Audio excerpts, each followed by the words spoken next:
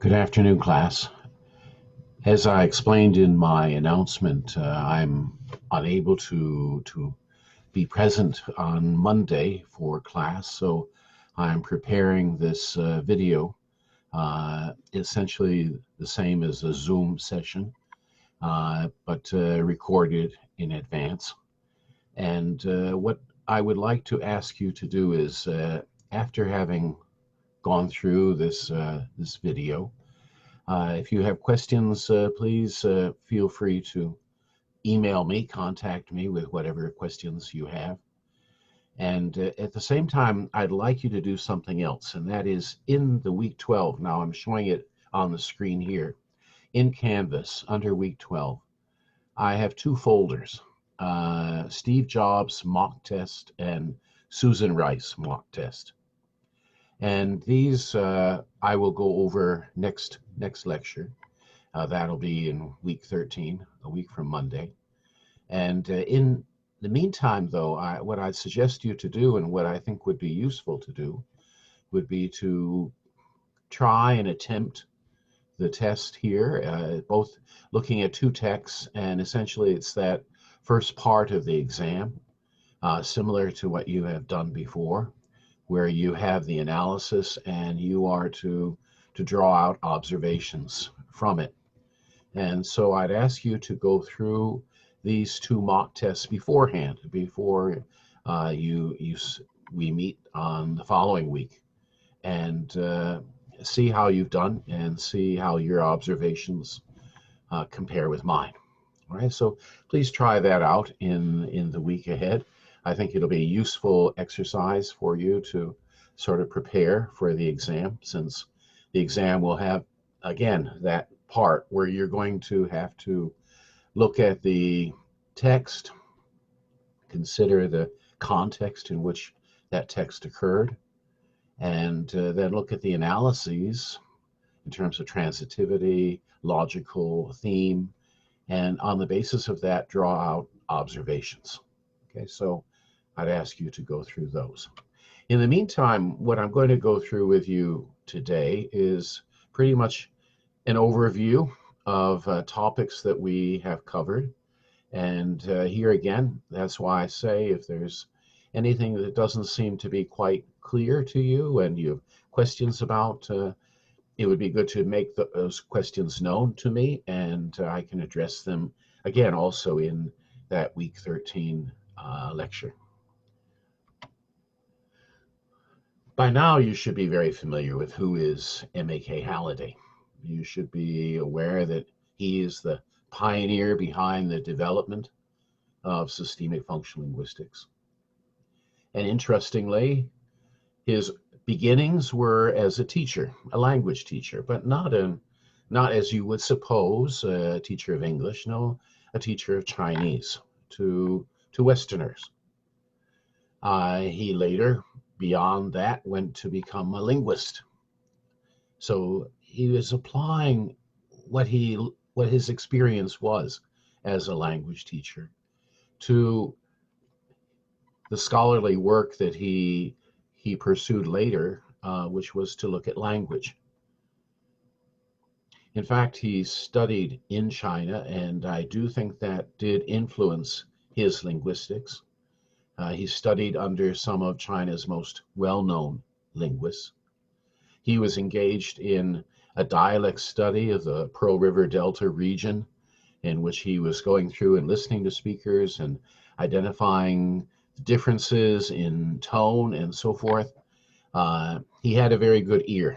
He could hear tone, and in his many commented that when he would speak Chinese, the tones were very accurate. He went on to become the founding head of the Department of Linguistics then at the University of Sydney. This was his background.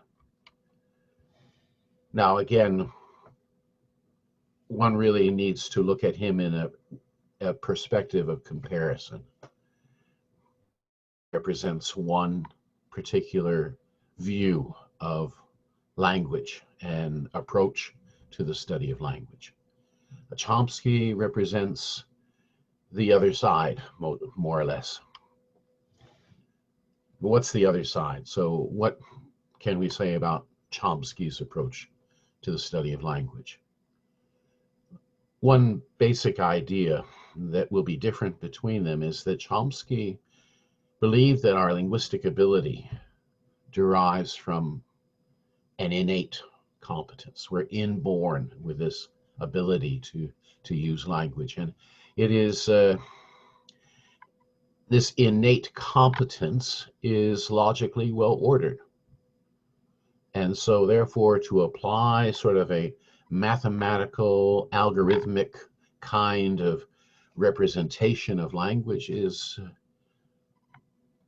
to be expected, and it's suitable. Halliday takes a very different view, though, and his view is that when we come to possess language, just as we see with a child is able to acquire the ability to use language. It's not really acquiring, it's developing the ability to use language through interaction. I'll read Halliday's quote here. Learning to mean is a process of creation, whereby a child constructs in interaction with those around a semiotic potential that gives access to the edifice of meanings that constitute social reality. We perceive reality through the meanings that we understand through language. And this is acquired, though, this develops out of interaction with those who are around us, and for a child with the caregiver of the child. So it is something that, and we can see that this is very much the case, that children develop language. So language is developmental. It is historical. It develops over time, and it is social. It develops through social interaction. Well, that would explain something then. That would explain why there is this sort of fuzziness, indeterminacy in language, ambiguity in language. Now, Chomsky would say that that's just the result of what he calls irrelevant performance constraints. You're misspeaking. So that's why sometimes you produce ungrammatical utterances that others would regard as ungrammatical. But what one soon realizes when you take sort of Chomsky's approach is that it isn't really so logical after all, that there is a lot of fuzziness in terms of what we regard as grammatical, what we will allow. And it's not just doesn't just come down to misspeaking, and it certainly cannot just be thrown aside as irrelevant. Halliday would say that because language is the way in which we perceive the world, it's how we interact with others, it's most likely then that language is going to be fuzzy. Again, I'll read Halliday's quote. Both ideationally in construing our experience and interpersonally in enacting our social relationships, language is inherently fuzzy.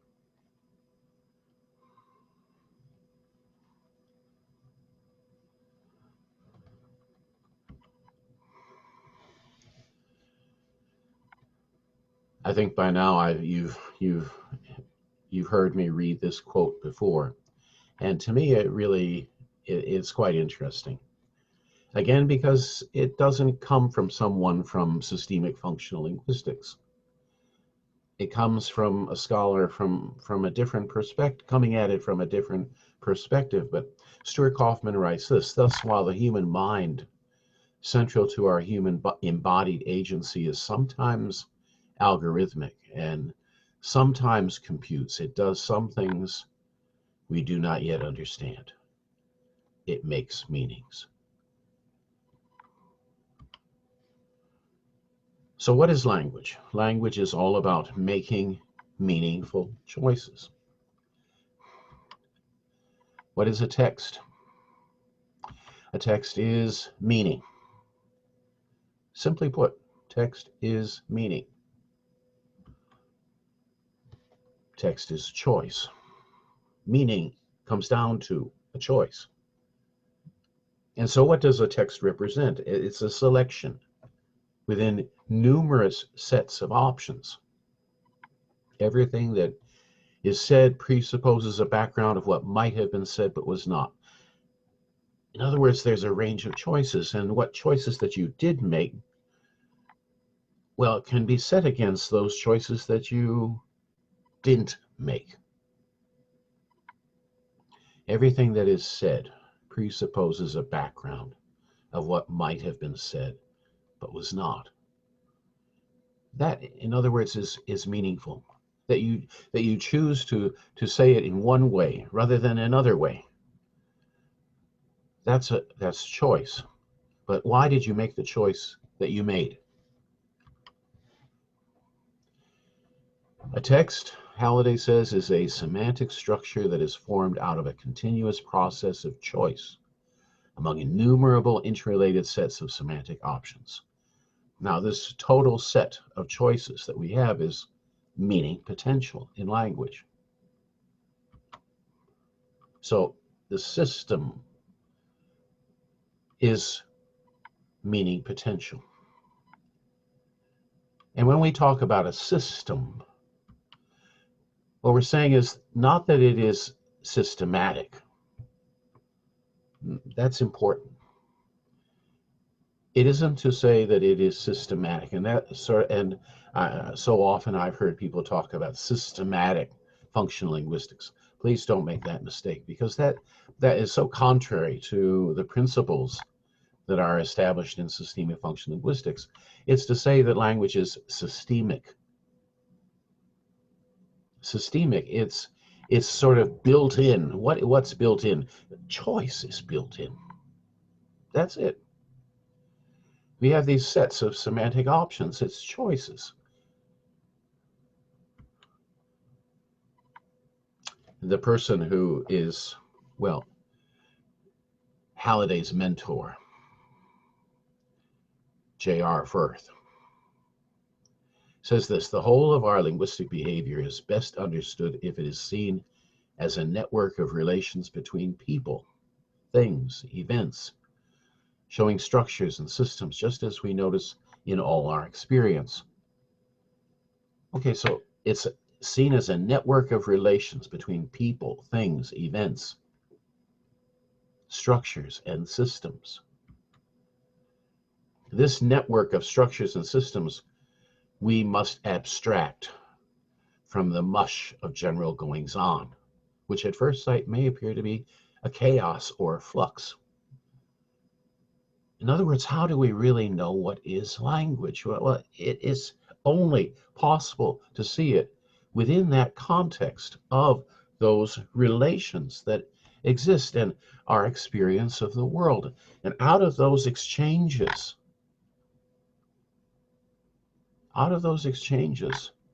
emerges what we could see as a system, structures that realize those choices that we're going to make. Firth goes on, he says, such an approach requires no dichotomy of mind and body, thought and its expression, form and context. In other words, don't separate it out like the mind is somehow separate from the body. It's the thought or meaning is somehow separate from the expression of that thought. The form is outside of, related to the context. It does, however, Firth says, recognize the distinction between the language text, which are the linguist's main concern, and the matrix of experience in which they are set. the language text, which are the linguist's main concern. Text linguistics. Because where can you find language except in its use? And that use then takes place within this matrix of experience. Meaning is therefore a property of all systems and structures of language. Meaning is the outgrowth of these choices that you make and how those choices are realized through language. But all of that takes place within a context of situation. So what Firth was saying was necessary was a systemic linguistics with a sociological component, seeing it in relation to those who are the speakers in the setting in which that speaking takes place. Systemic then in the sense that what we aim to discover are, this is Firth writing, systems of language and culture realized in the dialogic text, in the dialogue, in the exchange, in a specific context of situation. Wow, that part here in green here just sums up the whole thing. Systems of language and culture, choices that you're making, realized in the act of making meaning, the text, which takes place in a specific context of situation. To sum it up, we can say we live, we act as conscious, communicative human beings in a universe where the realms of matter and non-matter coexist and interconnect. We live, we behave, we are conscious, we are communicative. The universe in which we operate, there are two sort of realms: matter, what you can see, the visible, and non-matter, what you can't see, the invisible. And these coexist and they interconnect. Think of it like this: you have meaning and you have wording. Which of these is visible? Wording. Which of these is invisible? Meaning. Now, how do you describe it? Matter and meaning. How are they related one to the other? Now, on the one hand, you can say that it's sort of like a continuum. You have matter on one side and meaning on the other side, and you sort of have the intermediate points are defined according to the mix. That there's a mix. That's one way to look at it. The other way to look at it, of course, is that these are overlapping strata, two layers, meaning on one level, matter on another. Now, the way we're representing this, whether it's considered instantial like this or stratificational like this is metaphorical. These are metaphors for how we understand what is the relationship between meaning and matter. But change that to meaning and context, and that's exactly what Firth was talking about.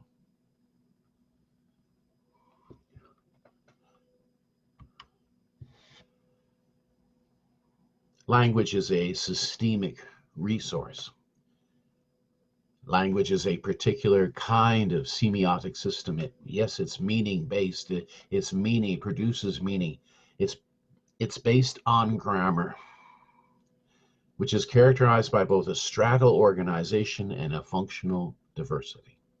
Stratal, context and meaning, what we've just been looking at. Two layers.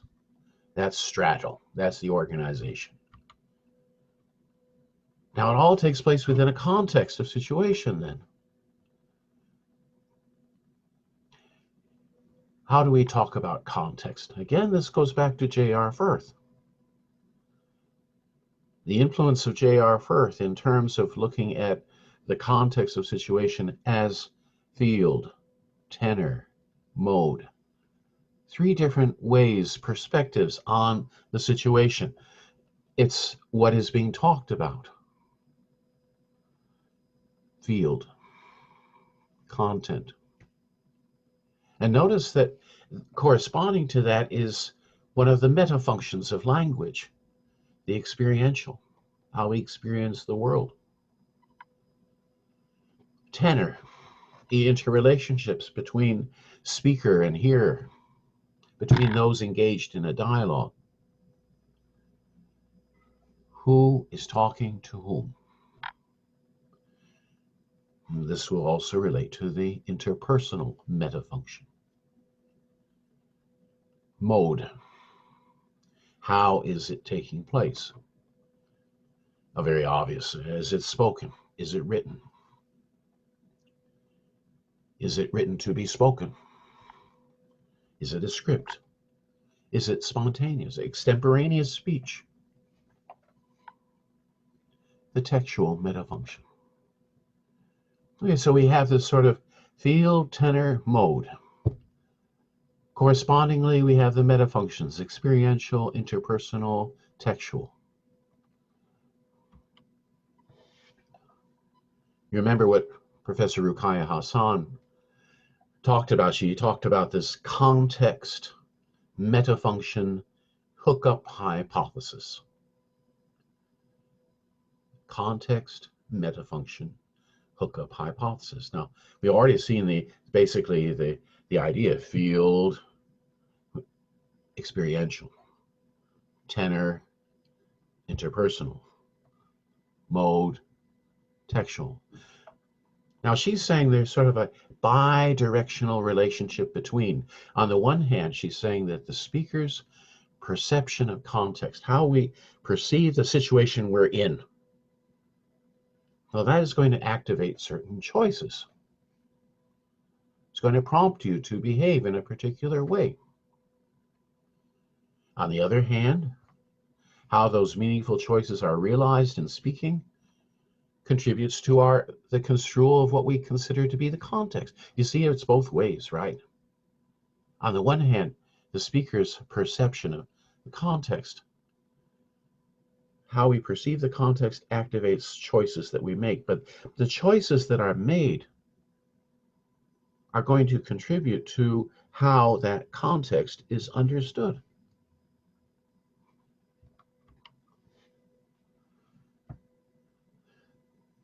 Now, when we say that the choices that we make correspond to a particular context of situation, we're saying that there is then some register of language, a variety of language. That's how you speak in that situation. That's how you write in the language of science, for example. Meaning word choices activated by context of situation form an instance of some registral variety whose correlate is some specific category of context. So activated by context, that's the way you speak. Now that is an instance of some register. It correlates with a specific category of context. So every text that's spoken, every utterance is an example of some register. Because every utterance takes place within a context of situation.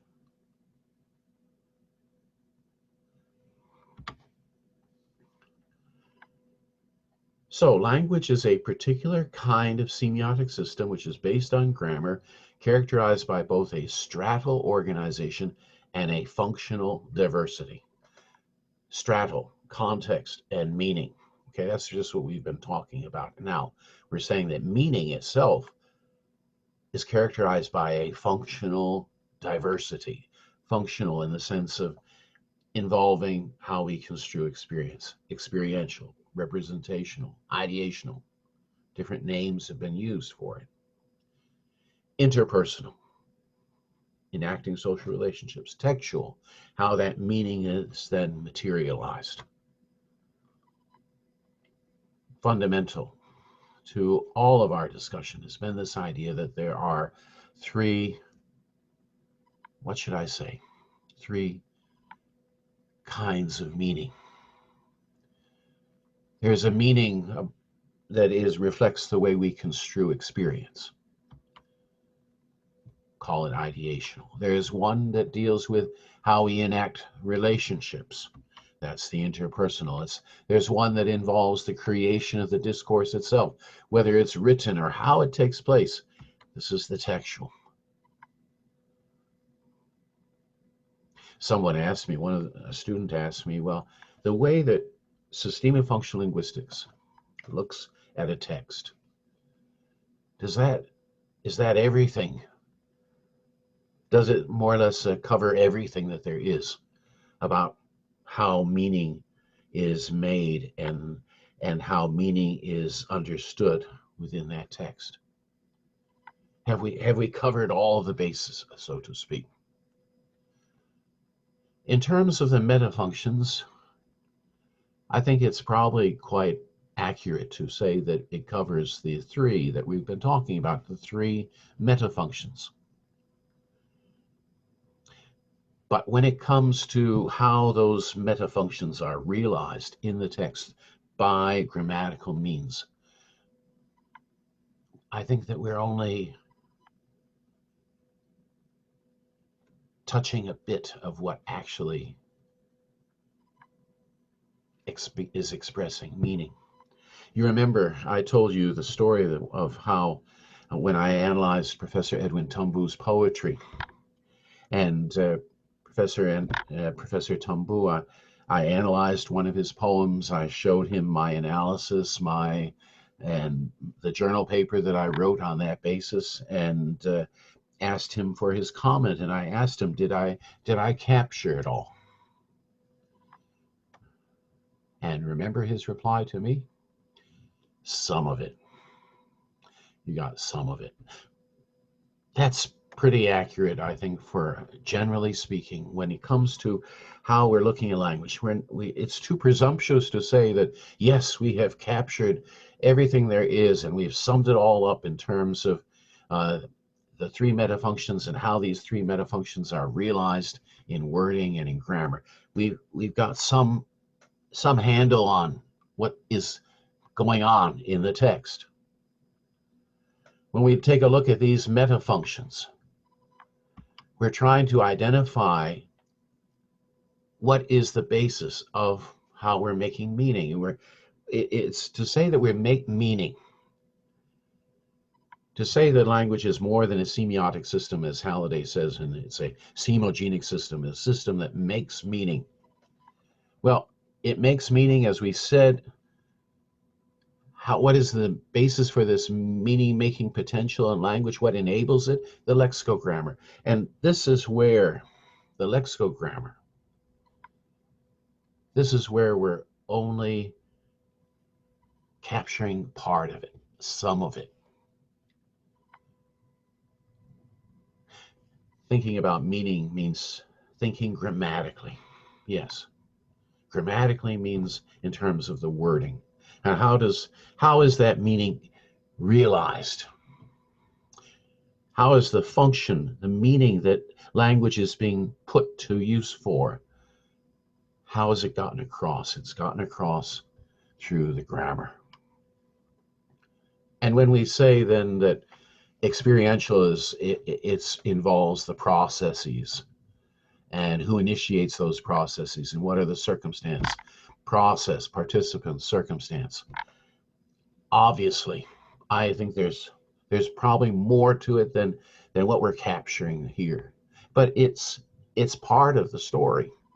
It's not going to be the whole story. It's too presumptuous to say that understanding how we reflect in our experience of the world can be captured by process, participant, circumstance. You can go to levels of delicacy in terms of your analysis.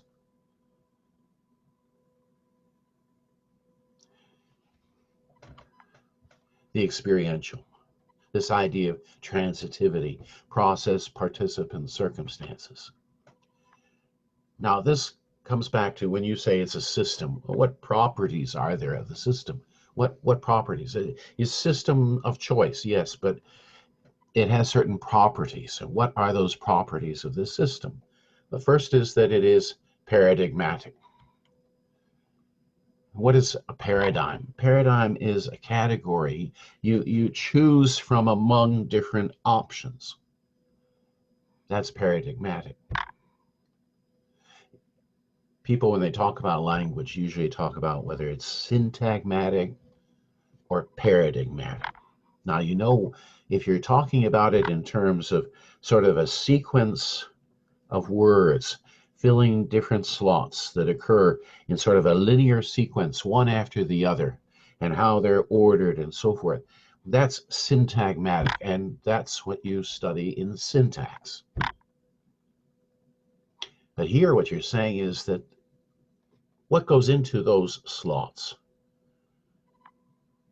come from various categories of choice. So we have, for example, in terms of processes, we have choices of what kind of process. It can be doing, it can be sensing, it can be saying.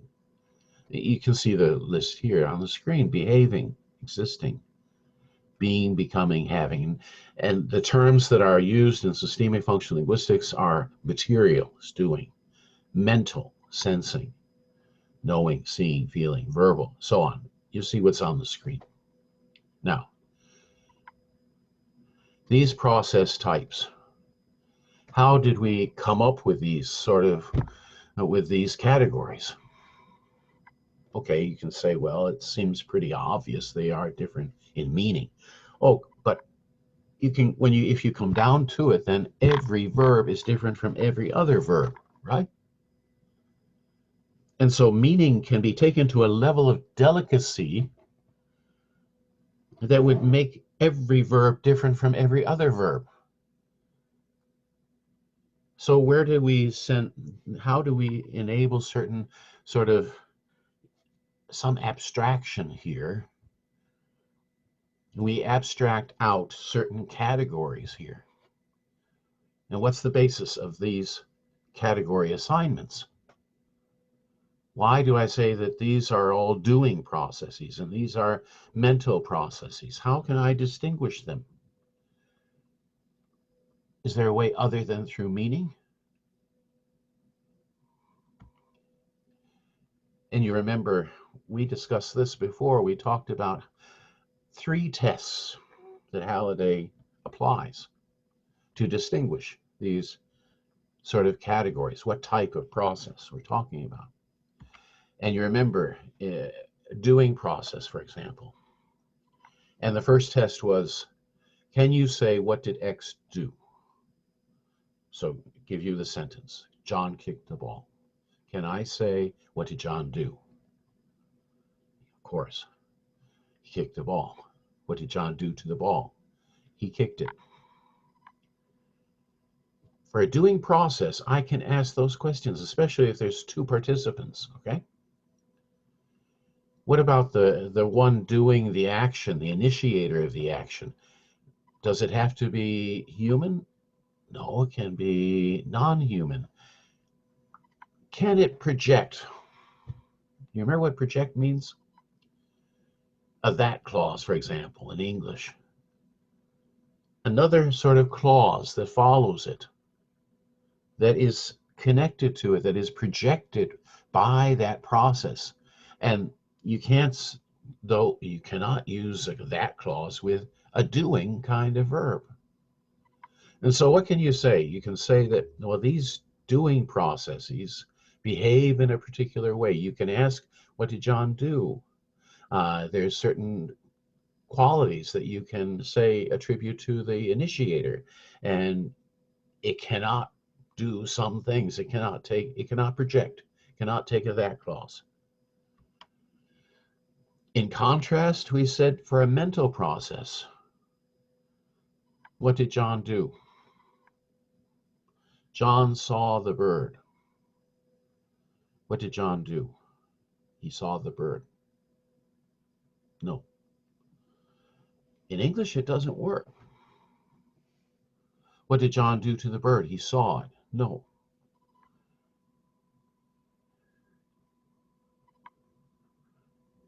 If you say, for example, and this shows the difference between these process types. If I say John watched the bird, what did John do? John watched the bird.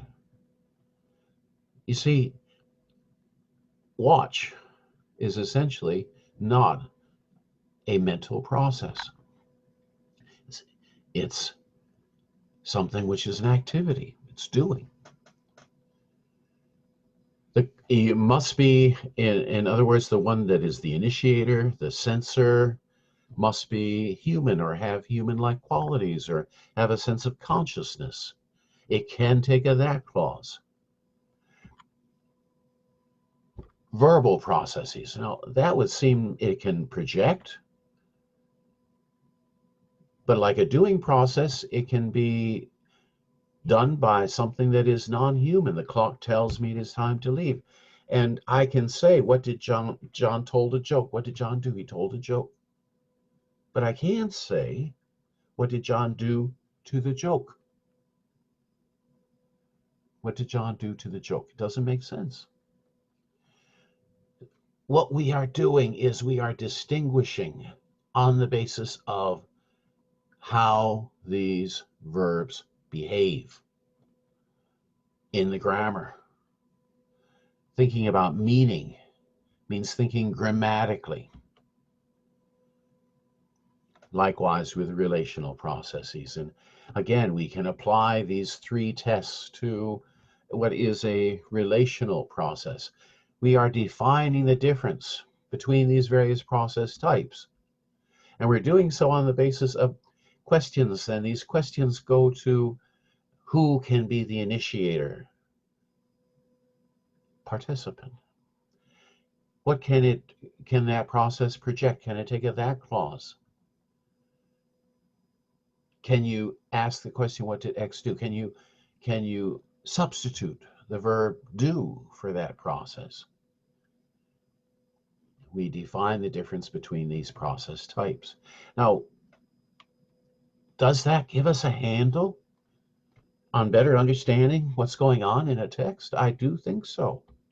And I made this case when we started off, and I did it with Donald Jung, showing how his verbs of doing were largely being done not by people.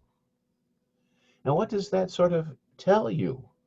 It tells you something about the way he construes the world, the way he perceives the world. What would you call that? You can say something about his ideology.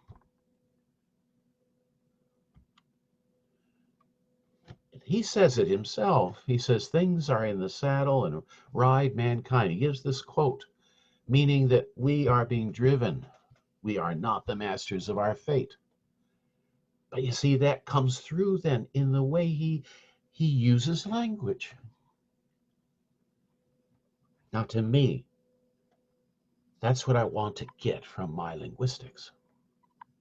I want to be able to say something about how we make meaning and with the way that we make meaning, what does it say about us? And I contrasted that with Susan Rice and the commencement speech that she gave at Stanford University. Susan Rice, she was at that time, she was the ambassador to the United Nations from the US. Then she went on to be Obama's national security advisor. She most likely, I think you will see her in the next, in the government under President-elect Biden. What is her perspective on life? And I did the same thing that I did with Donald Jung's speech. I looked at it in terms of the doing and looking at it, counting here to see what kinds of processes and who is doing those processes, who's in the ER role, who's the initiator. And then what I found was 80% of the doing was being done by we, people. And half of her speech was about doing, 49%. 71% I, you, we when it comes to looking at all those various process types. That speech was about people doing, feeling, saying, being. Very different. Not things are in the saddle and ride mankind. No, you be the agents of change. You remember her speech, right? So much change has transpired just in my adult lifetime, and you will see so much more in yours. But it doesn't just happen. Progress is the product of human agency. Things get better because we make them better. And things go wrong when we get too comfortable, when we fail to take risks or seize opportunities. Never trust that the abstract forces of history will end a war, or that luck will cure a disease, or that prayers alone will save a child. If you want change, you have to make it. If we want progress, we have to drive it. Very different outlook, and that it comes through in language, choices of language. You see, by means of my active meaning, I participate in an active interpersonal exchange. I'm communicating my sense of my own identity, my worldview, my interpretation of experience. That's what's coming through language. That is the experiential metafunction of language being realized through how? Through the wording. But what do we mean by wording? What we mean is by we call a system of transitivity. Processes, what type of process, who are the participants, who is the initiator. It gives us some handle on what's going on. Some of it, not all of it, no. Logical. Oh, that's another aspect of meaning. Dependent clauses. How are the clauses combined? This we put as sort of a subcomponent under ideational, which we include experiential. All right, experiential, what we just sort of been talking about, and then the logical. And we summed it up by saying it really relates to whether there's hypotaxis or parataxis. And certainly by now, this should be easy notions for you to understand.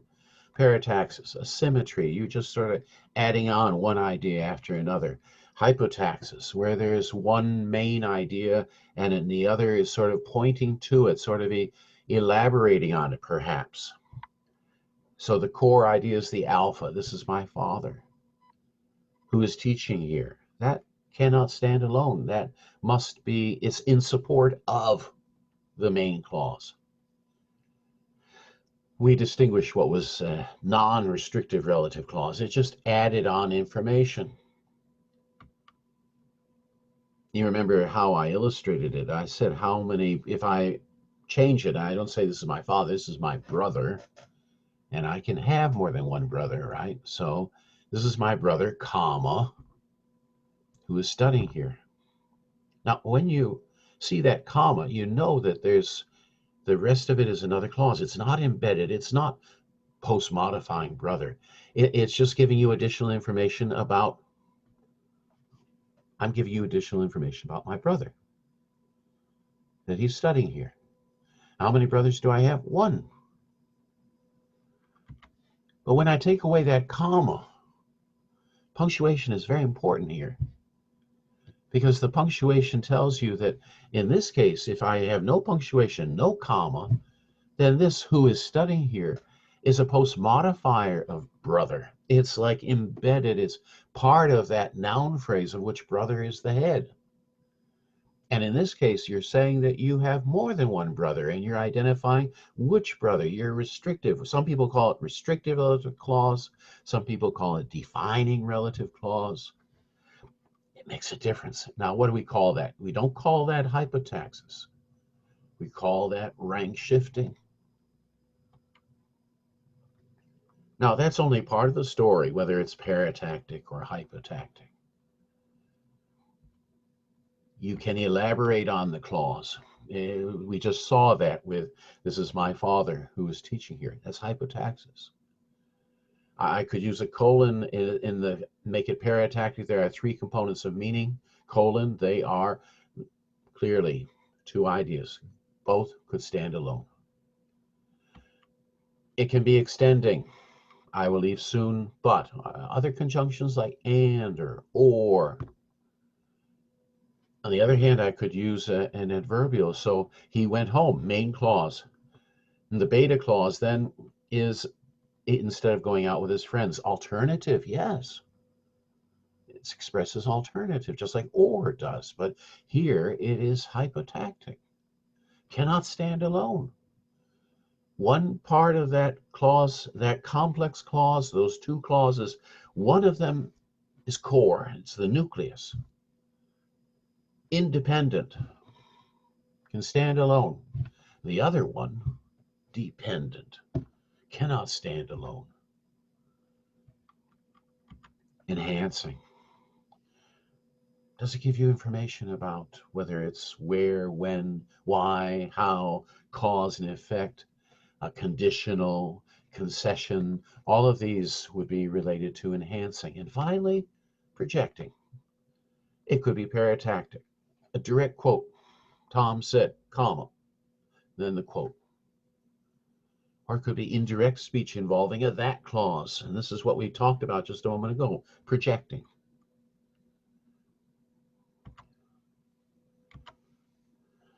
Now, does this give insight into language? You remember this this particular extract from Obama's speech. This is our chance to answer that call. This is our moment. This is our time to put our people back to work and open doors of opportunity for our kids, to restore prosperity and promote the cause of peace, to reclaim the American dream and reaffirm that fundamental truth that out of many we are one, that while we breathe we hope, and where we are met with cynicism and doubt and those who tell us that we can't, we will respond with that timeless creed that sums up the spirit of a people. Yes, we can. Clear. Thank you. Logical. God bless you. And may God bless the United States of America. The patterning is very clear when it comes through here. We have, and as we said, his voice increases, his volume increases. When I say his voice increases, the volume does, the speed does.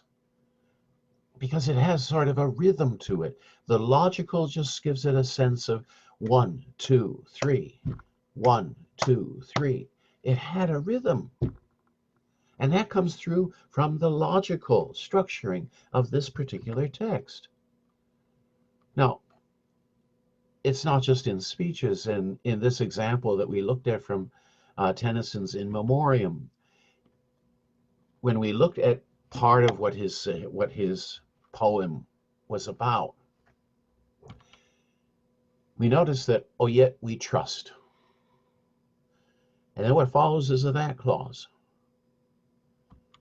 But notice that it is several that clauses in sequence, that somehow good, that nothing walks, that not one life, that not a worm, that not a moth, that extending one after another. It's the same kind of sort of logical structuring, adding on one idea, one after the other, in parallel grammatical structure. The or casts as rubbish to the void, or subserves another's gain. Logical structuring does give us some insight into how the speech, how the poem was written. Going on to the interpersonal. Now, here's an area where I do think that systemic functional linguistics has a lot more to discover about how we relate one to the other through language. And what we describe here in terms of mood structure and whether we're giving information or demanding information, or giving goods and services or demanding goods and services. The idea is, you'll remember, relating in English to the use of the grammatical subject and the finite verb. If the both exist there, both are used, the subject comes first and then the finite verb. What's the finite verb? Do you remember? The verb that carries primary tense. That's bought, okay? John bought bread. Subject followed by the finite. What do you have? You have a statement. Declarative. If you switch those around in English, you get a question. If you take them both away, no subject, no finite verb, you have the imperative. It can be a command. It can be a request. That definitely is an aspect of how we relate to one another. I'm giving you something. I'm demanding from you something. That's part of it. But there's another aspect of it, the modality. Remember, we talked about the modality, and we used that example of Obama's speech. And remember, in that speech, he uses should. And he used that pointed finger. You should pass this right away. And he ends like that. You should pass this jobs plan right away. Who can tell someone else what they should do? You have to, that does define your relationship. But there's also something else going on here, and that's not just, there's another use of should, by the way, in the third sentence. There should be nothing controversial. That's probability. Should has multiple meanings. But here, will be, will provide, will provide. It is so certain. Not may, not can. It expresses his attitude, expresses his judgment. And that comes down to interpersonal meaning as well. But again, as I say, I don't think that covers everything that there is going on here with respect to interpersonal meaning. And a lot of it, there is a lot that goes on in terms of our expression that has to do with facial expression, as we noticed, as gesture. Those all contribute to meaning. Textual. How we choose to begin every clause. How are they saying that's meaningful? How is it meaningful? Well, it's meaningful by giving you the starting, the departure point. It tells you what the speaker wants to talk about. It orients the clause within the context. It relates to the development of the text as a whole, the logical structuring of the text. What is theme? It's that initial grammatical element. You don't find it at the end of a clause. I notice in some analyses that were done of the abstract, in some cases, what was at the end of a clause would be identified as theme. It cannot be, no. Theme is location. Remember, location, location, location. All right, theme is the initial grammatical element. It's how you begin. Focus. Now, focus very often comes toward the end. It can have that sort of intonation in English, a prominence that is given to it. So in the examples that we looked at, by now should be very obvious to you. What is theme? Theme. And it seems again like a sort of a simple idea. What's theme? What's what occurs first in the clause? Is it a choice though? Yes, it's a choice. Is it meaningful? If it's a choice, it's meaningful. And not only is it sort of the idea But Mary, I do love your cooking, you'll notice that you have the textual element, but Mary, the vocative, addressing, Interpersonal, I. And there's I. I is a grammatical subject, and it's there at the beginning. But before it, there were other things: textual, interpersonal. But the I we identify as the first experiential element. When I say experiential element, what is an experiential element? Process, participant, circumstance. The verb, the participants, the initiator, the affected, the circumstances. That is the experiential element. You remember we looked at it in the sense of the debate between Obama and Romney from 2012. And we were comparing and we were trying to identify why people responded the way they did. And the first presidential debate, you remember, and this you looked at it in your midterm, not the first debate, but it was the third debate, you remember? And Obama did much better than Romney, and we were wondering why. What you looked at in your midterm was Romney's speech. What we are looking at here was Obama's. And one of the things that we notice about that first debate, I, and where's we? Where's we? Nowhere here. But in the third debate, yes, we got in there. Wasn't just I. And so when we looked and we compared, in terms of the first debate for Obama, you'll notice that there were a lot of other things as theme. He talked about a lot of other things. It seemed like perhaps it was all over the place. No mention of we. The third debate, both Romney and Obama mentioned we. Obama a bit more, 32%. Romney, 23%. These were some of the things that you noticed when you did the midterm. Well, when we look at call them the topical themes, the ideational themes. Again, notice, for most of the closing statement, the first part, it's all over. It's only toward the end when he gets to I. But remember, when it comes to the third debate, I, we, it's so much we, so much I, it's there. What's he doing? He's making a connection between himself and the audience.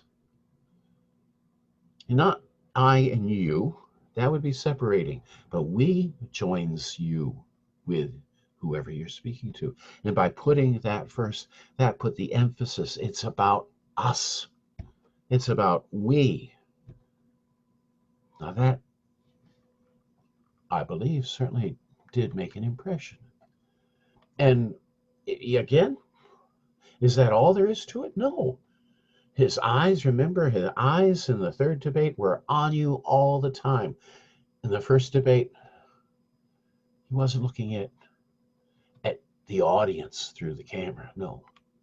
He wasn't engaging, but neither was his language engaging. One of the things that we noticed when we talked about theme was that there are some special thematic structures, and those you should be paying attention to as well.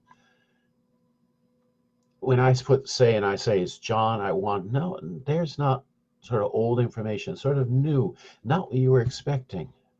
That's predication. Identification gives it some sort of special, exclusively this and this alone. What I need is a new car. Why don't I say I need a new car? It's a choice that I'm making. Why do I wrap it up as what I need is a new car? Why do I do that? Well, that construction is there for a purpose. Exclusively this and this alone. That's what I'm saying. And it's a choice that you're making of theme across as you're proceeding, as you're progressing through the text, the various things that you identify as theme. What's What's the structure? And we looked at a journal article, you remember, and we looked at the first sentence. Over the past 40 years, species have been extending their ranges toward the poles. Extending their ranges toward the poles. That would have been the focus, the new information. 1b, and the populations have been migrating, developing, or reproducing earlier in the spring than previously. Now that would have been the focus. Earlier in the spring than previously. Now you'll notice what comes next. The new information now is recaptured, combined. 1a, 1b, the focus of each of those clauses now is recaptured, repeated here at the beginning of the second sentence. These range expansions. Notice I've nominalized it because I want to make them the subject. And I want to turn them into the grammatical subject. And what goes into the grammatical subject? It has to be nominalized. It's been said, so now it's old information. That's linear thematic progression. The new information repackaged, repeated here at the beginning is old information. And it continues, all right? The second sentence, phenotypic plasticity. The new information becomes how you begin the third sentence, phenotypic plasticity, same thing. The new becomes the old. How you end one is how you begin the next one. That is the flow of information. It's not only thematic progression, it's the flow of information. And when we listen, when we read, we expect that flow of information. Now, it's not to say that's the only way you can do it. You can also choose to keep saying the same thing as theme. And that's what you see in this example, comparing the two dictionaries. And both, they, neither, both dictionaries, that's what is kept being mentioned at the beginning, because you're contrasting them. You're comparing them. Now, you see, it's not just from one sentence to the next, though, that's important. And remember, we said the theme gives us insight into the development of the text. Method of development of the text. Now, I want you to see that here. I want you to see how the architecture of this speech, Nixon's second inaugural, how that is going to be sort of signposted through the use of thematic progression and contribute to how that text, what will be our perception of the architecture of this speech. Now, paragraph 3 will end on peace in the world. And then in paragraph 4, it picks up the same idea, the peace we seek in the world. This past year saw far-reaching results from our new policies for peace. By continuing to revitalize our traditional friendships and by our missions to Peking and to Moscow, we were able to establish the base for a new and more durable pattern of relationships among the nations of the world. Because of America's bold initiatives, 1972 will be long remembered as the year of the greatest progress since the end of World War II toward a lasting peace in the world.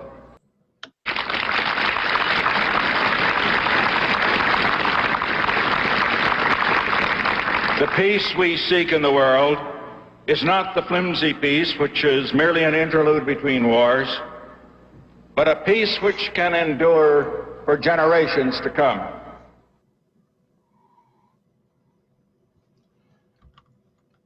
Now, in the next part, paragraph 4, notice how then here it picks up and then begins paragraph 5, but.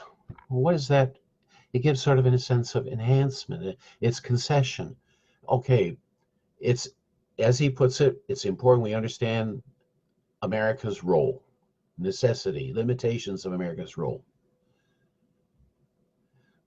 the importance of America's role in preserving freedom. Paragraph 5, but. Yes, it's true, he's saying. America has a role to play. But, and then he's going to redefine that role. And he signals it how? By but. It is important that we understand both the necessity and the limitations of America's role in maintaining that peace. Unless we in America work to preserve the peace, there will be no peace. Unless we in America work to preserve them, there will be no freedom.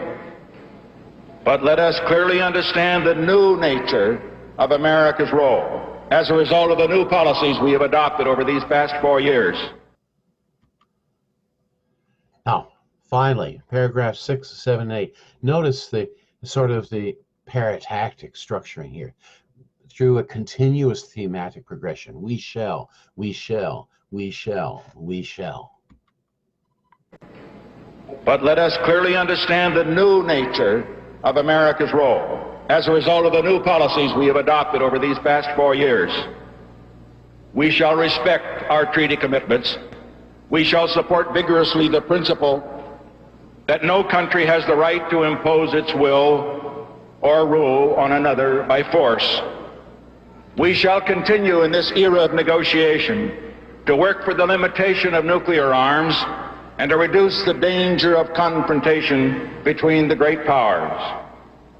We shall do our share in defending peace and freedom in the world, but we shall expect others to do their share.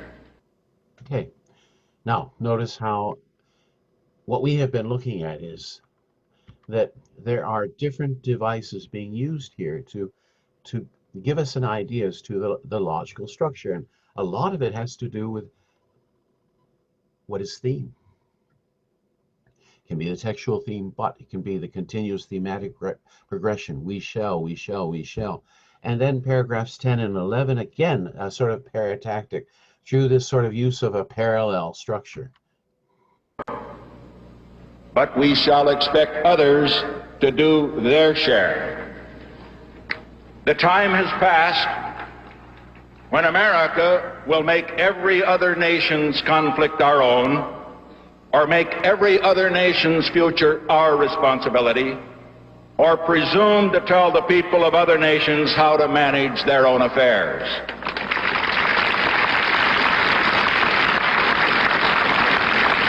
Just as we respect the right of each nation to determine its own future, we also recognize the responsibility of each nation to secure its own future.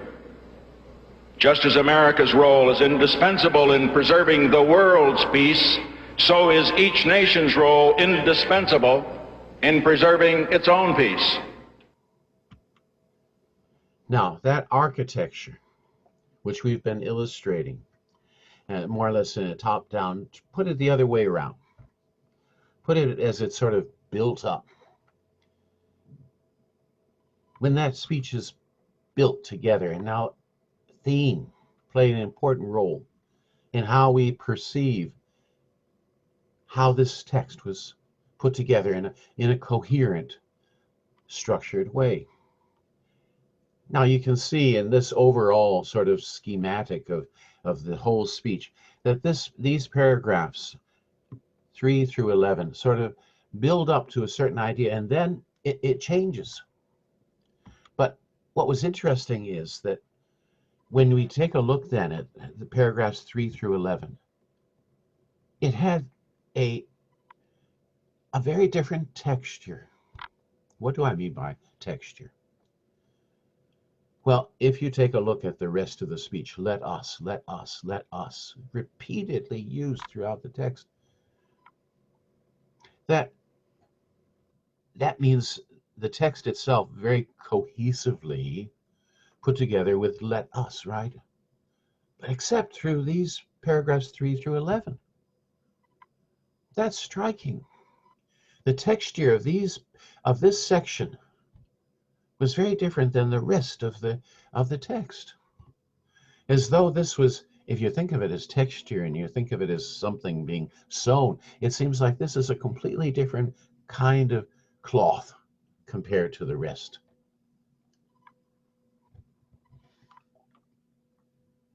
That indicates something, doesn't it? This part of the text, I often wondered whether or not it was because in 2 weeks he would be agreeing to, there would be this peace with Vietnam. It would be announced in 2 weeks' time after he gave this speech. Most likely this was known at the time. And it could have been that this part of the text was written with that in mind and plugged in at the last minute. But it stands out. It gives us some insight into the text. It tells you something by its very different texture compared to the rest of the text. Texture, the cohesiveness, the patterning. And that patterning defines a certain continuity within the text. Together, those spans that make up the text, they form the architecture of the text. I want to take a look at an example, and this example is from Hu Jintao's White House. This was his visit to the United States. This was the White House welcoming ceremony. And this speech that Hu Jintao gave, interesting. I'll play a bit of it.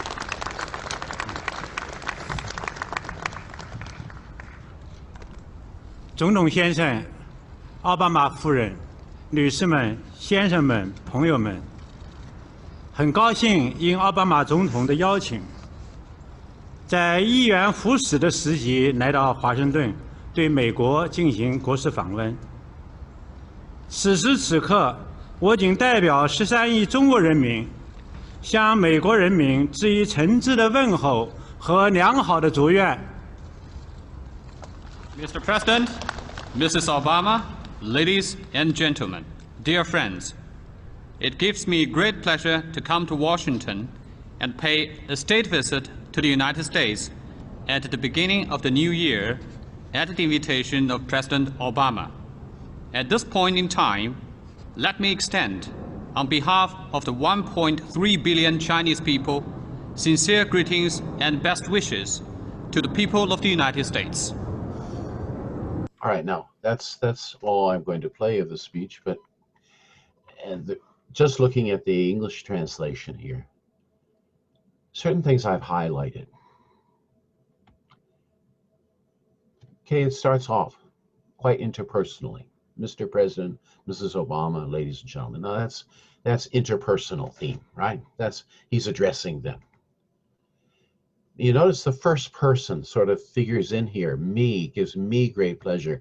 I have come. First person, singular. We have that sort of things in threes to increase mutual trust, enhance friendship, deepen cooperation, positive, cooperative, comprehensive. Okay, all the elements that one finds in speeches of this nature. Now, paragraph 3, what does it start off with? Over the past 32 years. Time. Paragraph 4, as we enter the second decade of the 21st century. Time. It begins with sort of the history, and it identifies the history in terms of putting what first, what's theme? Time, the chronology of this relationship. In paragraph 5, though, we come to something else. We should.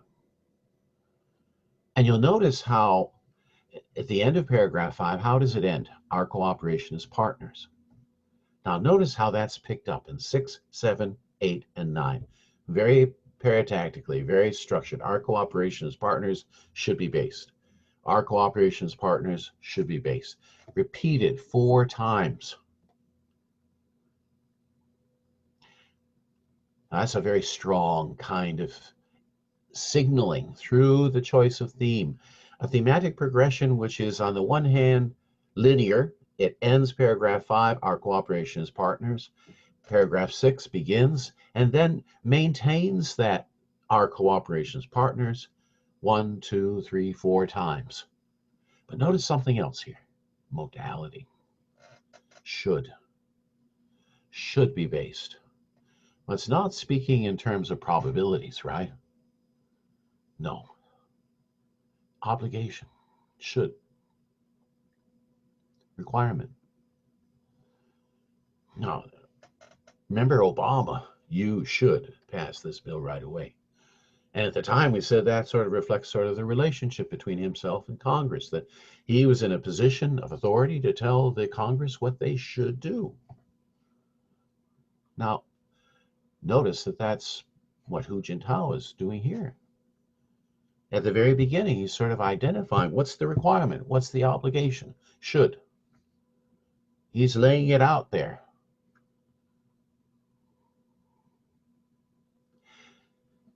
Paragraph 10, interpersonal again. Notice the beginning is interpersonal, the end is interpersonal, ladies and gentlemen. Again, you have that cooperation as partners, but notice something else is repeated. Let us, let us. And when do you use let us? That's when you're sort of exhorting, you're wanting to bring others along with you. Let us.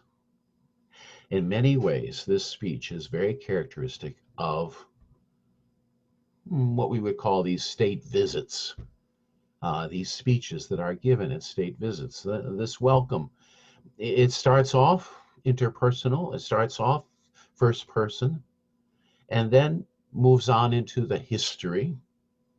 I've looked at several other sort of state visits by different dignitaries to the White House, and what you find is that this sort of register in a state visit. You are the leader of another country. You are visiting, and this is your welcome ceremony, and this is what you're going to say. It starts off with a history, and then goes on to what is hoped to be achieved, and very often ends with that, let us, let us. But what's striking to me, though, is the use of the modality, which isn't what I expect. And if I go back to listen at Obama's speech, there isn't one should.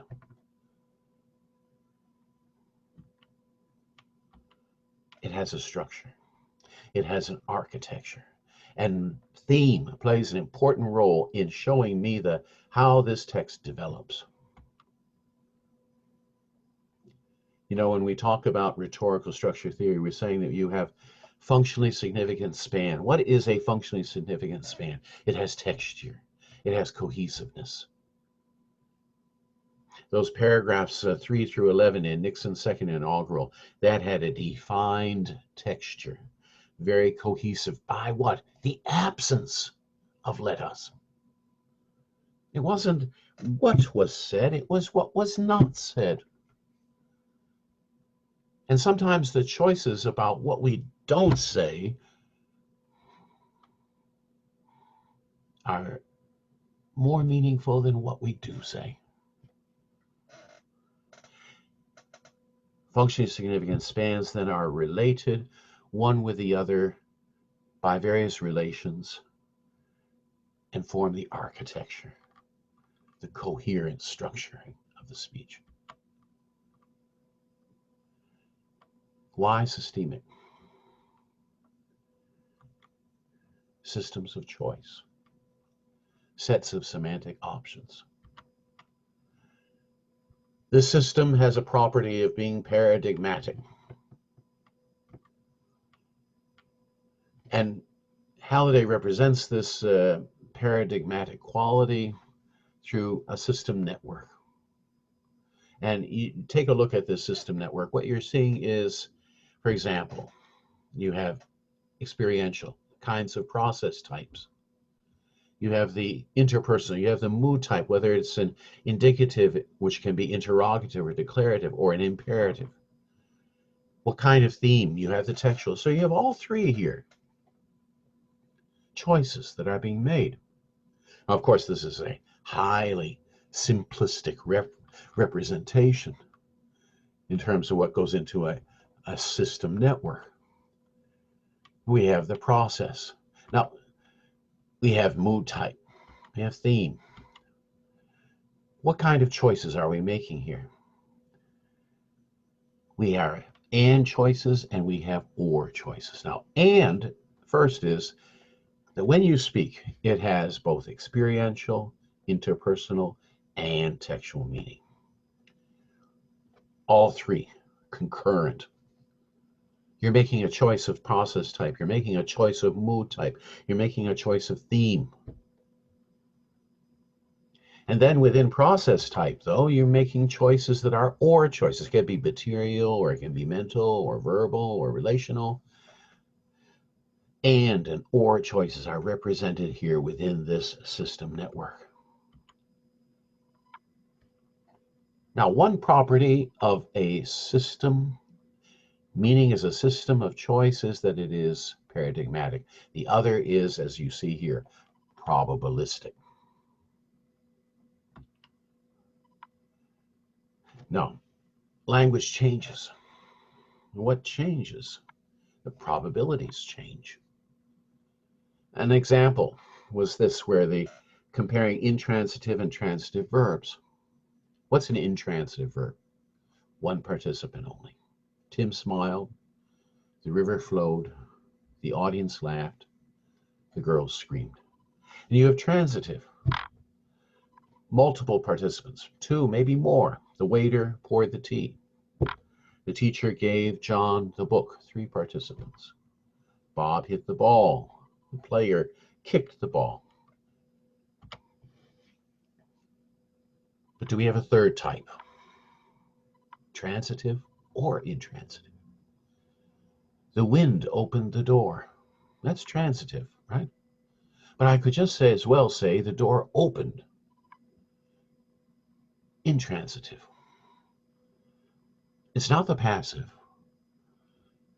Passive would have been the door was opened, but that assumes also an agent. And here there is no agent, it's agentless. It's only what's mentioned is the affected. It is though it's a world without any agency. Now, some verbs can't be done like this. You can't say the boy kicked the ball and then the ball kicked. So certain verbs you can do that. You can turn it into a one participant. It can be either transitive or intransitive. It can be either two participants or more, or one participant. Some verbs, though, cannot be. Now, what Halliday is suggesting is that that represents two alternative interpretations of reality. The first, in blue, he calls sort of a transitive interpretation of reality. You have an actor, the wind. You have a process, opened. You have a goal, the door. The actor does something, and it extends then the action beyond the actor to the goal. Now, what's in red here, though, is the ergative. You have simply the affected, a single participant, and the affective is involved, actualizes some process. The door opened.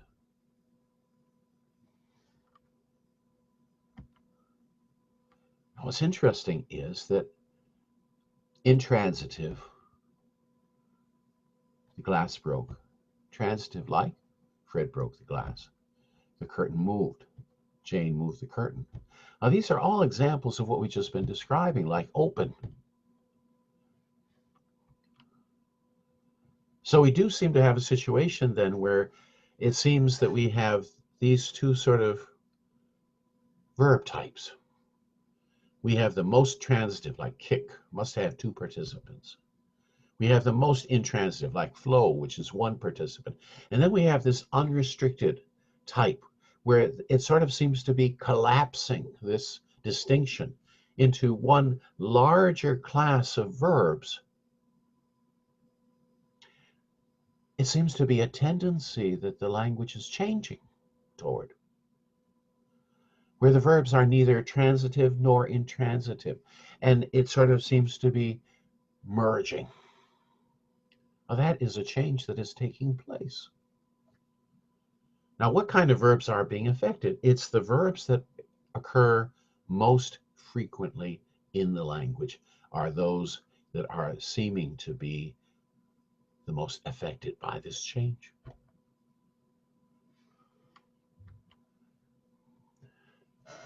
Change is happening. Language is changing. Language is evolving. So how do you capture that sense of change in language? On one hand, we say the system is paradigmatic. You have the choices. But how do you represent within, say, like that system network, how do you represent the idea that change can happen? And how does it happen? Jim Martin, a scholar in systemic functional linguistics, is doing this interview with several others of Halliday. And Jim Martin posed this question. He said, the idea of probabilistic system seems to be something quite critical in your Halliday's theory, especially not losing sight of the way in which the text, here's important, the text feeds back into the system. The text feeds back into the system. How we use language is changing the way language is. Now, Halliday responded, the great problem with the system, these system networks, for example, very static form of representation. It freezes the whole thing, and you have to show then how the actual process of making paths through the system, how those making choices and moving through the system actually changes the system. Every pass through the system changes the system. Every time you talk, every time you produce a text, you change the system. Do you agree? Because what is changing when you speak? Think of it as we've been talking about as semantics and grammar, all right? We said it's stratificational, two different sort of layers, and they are connected one to the other, right? We said, though, that perhaps there's another way to see it. We called it the instantial, a decline, a continuum. On the one end, the material, the visible. On the other end, the non-material, the invisible. On the one end, the instances of language, the text. On the other hand, system language. Saussure brought it down to parole and langue. Parole is what is actually spoken. Langue is the system of language, the system we were describing in both paradigmatic and probabilistic terms. Now, when we talked about grammatical metaphor, what we said was that you have these two layers and they can be changing. Now, when we talk about the sort of instantial, Halliday gives the example of the climate and weather. I think it's a good analogy. Climate is a generalization made over time. Weather is what occurs at some point in time, right? You go outside, that's the weather. The climate, though, is a generalization that you make over repeated year after year. You go out, and at this time of year, you go out, and what's the temperature going to be like? You have an expectation that's been built up over time. You generalize. That's climate. Climate may be thought of then as a theory about the weather. It's sort of an abstraction. Yes, it's a generalization. But it's clearly the same thing you're talking about. Climate is a theory of the weather. So too, the system of meaning potential is a theory of the text. How do you arrive at what's the climate? what you experience as far as the weather over repeated occurrences, right? How do you decide what is the lang? How do you describe what is the system of language? Except through the text. The text itself is the basis, not only for what we study, it's the basis for how we use language. Now, Halliday did a study of, and this was before corpus linguistics and computational linguistics became very popular, and he did this corpus-based study, and he was interested in tense, primary tense, past, non-past. What he found in the corpus that he was looking at was those sort of half-half. But if he took non-past, present would be 9-1 is over the future. These are probabilities. Now, his point is this. Each instance, each utterance received by, produced by the individual perturbs the probabilities. Think of it like this, that your knowledge of language is captured in this sort of paradigmatic model of system network. And attached then to each of the choices, probabilities. Well, then every time you speak, every time you hear, every time you receive and you produce an utterance, those probabilities are shifting, they're changing. That's how a child acquires language, hearing language spoken. But it's not something that stops, we continue. And so the probabilities change. That is how you indicate the change in language. Then what is happening to create that? What changes the probabilities? The use of language, the text, the utterance. That's what decides the nature of language, the system of language. The system is a theory of the text. Language evolves. Here's a short extract from a lecture that Professor Halliday gave about language evolving. I mean, even within one language, we can see kind of new patterns in the integration of the meta functions, right? Because meanings are now often packaged as a succession of bite-sized chunks to accommodate the reduced space on a small screen and perhaps the reduced attention span of today's interactants. Now this means, it's a curious consequence of this. It means that both interpersonal and textual meanings take on a new prominence, although for different reasons. The textual in integrating these various semiotic strands, with the interesting consequence that it becomes less explicit in the text. You know, it's rather like the subtitles in a foreign language movie, sort of thing. The interpersonal, on the other hand, becomes more explicit as the exchange of meaning becomes increasingly individualized and personalized. Just for example, on our television screens of Parliament in Canberra, we are never shown parliamentary debates, only the ranting and swapping of abuses that are thought to make good television. So the whole of politics in that way is simply personalized and individuated. Now here, of course, you can hear the interpersonal component intruding into my own text, because it is clear that I don't like to find so much of meaning reduced to a series of bite-sized chunks. And I don't like the way that any thoughtful discourse by those we have elected to govern us is overtaken by verbal brawling. And I blame the media for it. You can hear the scare quotes just now when I referred to good television. Now, okay, this is just one small symptom, not in itself important, but then we are told that symptoms never are. I'm doubtful about this. But it is symptomatic of a process that I talked about somewhere else as the destruction of knowledge.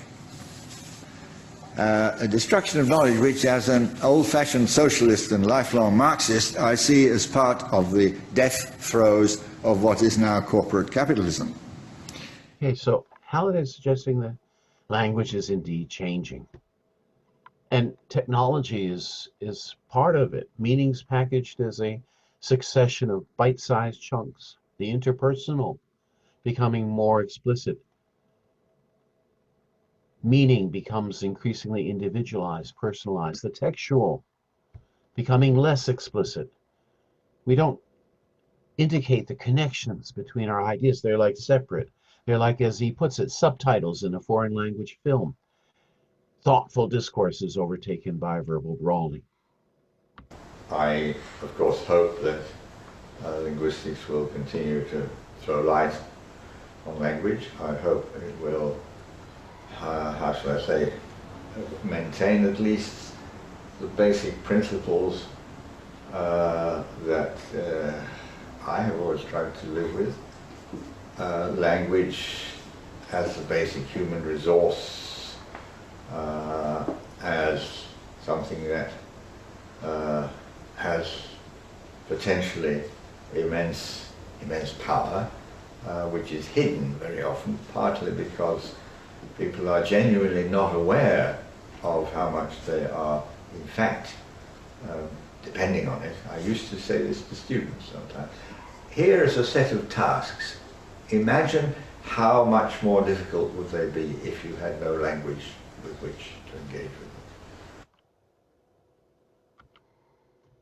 Okay, that's what I wanted to cover with you today. And I would like you to be sure to go back to Canvas. And there, as I remind you, there are 2 mock tests. And I'd like you to get a bit of practice trying them on your own. I think that's the best way. And then compare them with what we discuss next week. All right, so sorry that I'm not with you today, but I'm here with you in a different medium. All right, and I'm welcome your questions, comments, or whatever you want to say. Please let me know by email. All right, so that's all we're going to cover today, and please try out these mock tests. Okay, thank you. Bye bye.